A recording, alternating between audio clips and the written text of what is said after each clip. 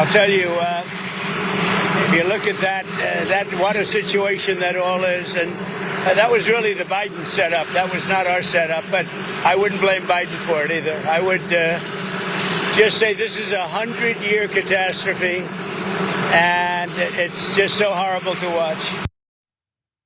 Yeah. It's so horrible to watch, which I definitely did for more than a few seconds. That situation that I'll speak about very vaguely and then imply that it's Joe Biden's fault that there was this catastrophic flooding in Central Texas that cost the lives of dozens of people. I'm not blaming him, except that I just did. It's his setup. I've only been president for like half a year. I'm only the guy that said I would solve all of your problems on day one. I only said that I alone can protect you until you need protecting, in which case it was that guy. It was Buttigieg a while ago. It was somebody. I don't know. I don't care. Stop talking to me.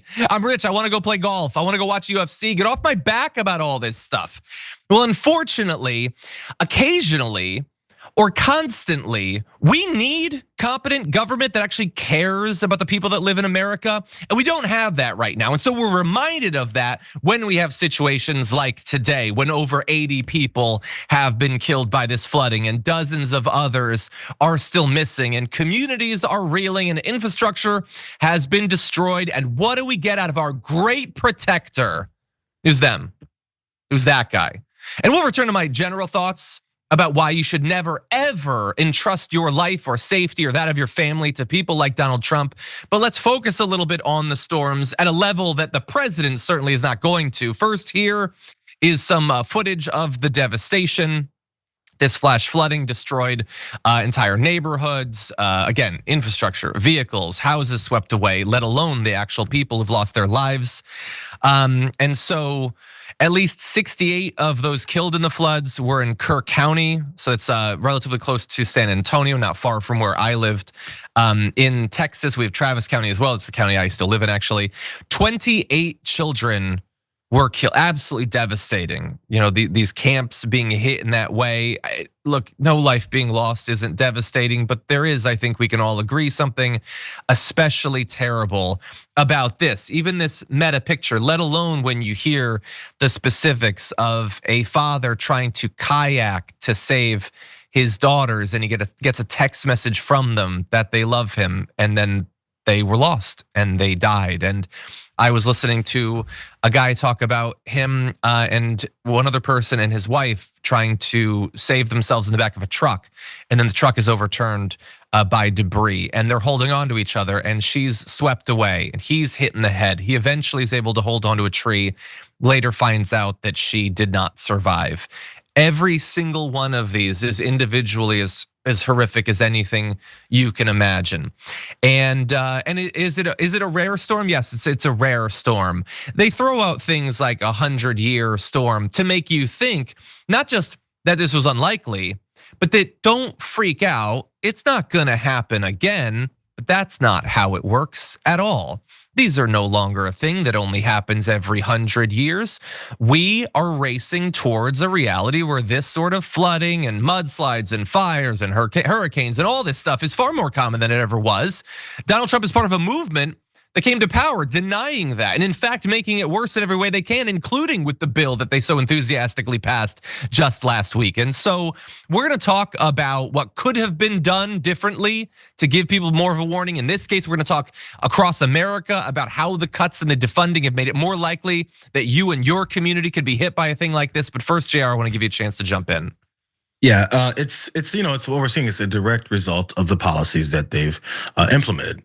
As you're going to get to those details of, this is how government works. For many people who just thought we pay taxes and they float into the ether and then they hope to maybe implement somewhere, there's agencies and there's people in charge of things that know what they're talking about, know how to use those tax dollars in a certain way, and then we are able to do this thing called survive, live through things like these disastrous natural disasters that we were told weren't going to increase in intensity or frequency, yet they're increasing in intensity and frequency. Let's get beyond that argument that we've had for the past 30 years. Let's go to now how we're seeing the results of that are combined with the absolute utter incompetence of this administration. And it's getting harder and harder for me to even call it incompetence. It's a direct plan to strip away any protections and anything that your tax dollars are supposed to go to help you have this whole thing that they said is an opportunity at the American dream, which honestly, they don't believe in. That's why it's lesser and lesser to a goal that people can actually make. This is what we're living in. And it's getting to the point of either you keep living in it or you die in it. Yeah, exactly. Look, the general philosophy that I've tried to get people to understand is like what you get when you go for people like Donald Trump, Pete Hegseth, Kristi Noem, and all of them is that they are going to spin you around until you can't stand up with fantasies of threats that don't actually exist, but that they'll protect you from.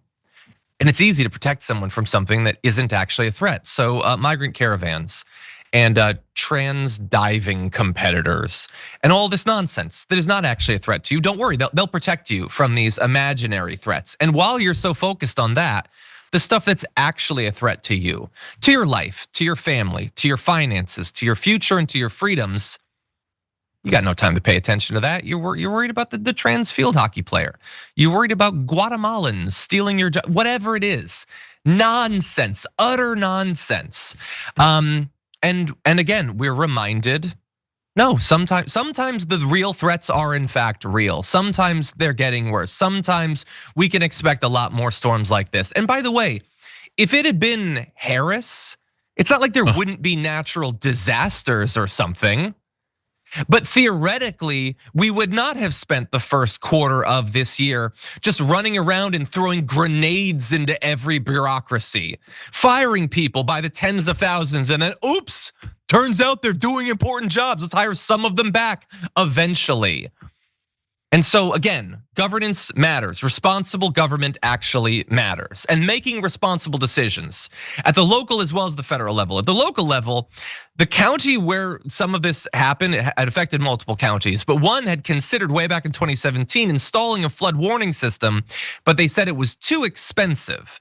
The county budget, $67 million. It was gonna cost $1 million to fund that project.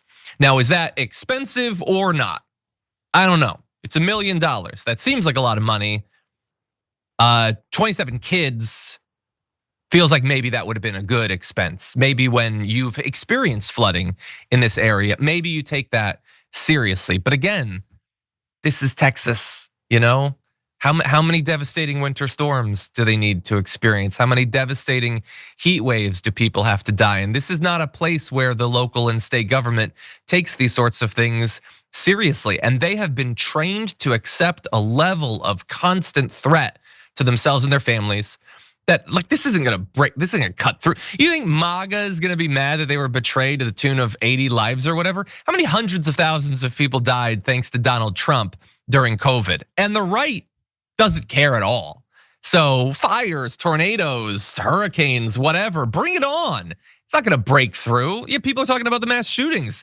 They are used to a level of human sacrifice that for sane, rational people with functioning brains and hearts will never understand. But what are you gonna do? As Mike Johnson says, the only thing we can do is pray. It's weird. I thought when you're the Speaker of a House, there's other stuff you can do. Evidently, you're no better off than some rural pastor or whatever. You have no more influence over what happens in this world than some dude with a Bible in a shack. Mike Johnson.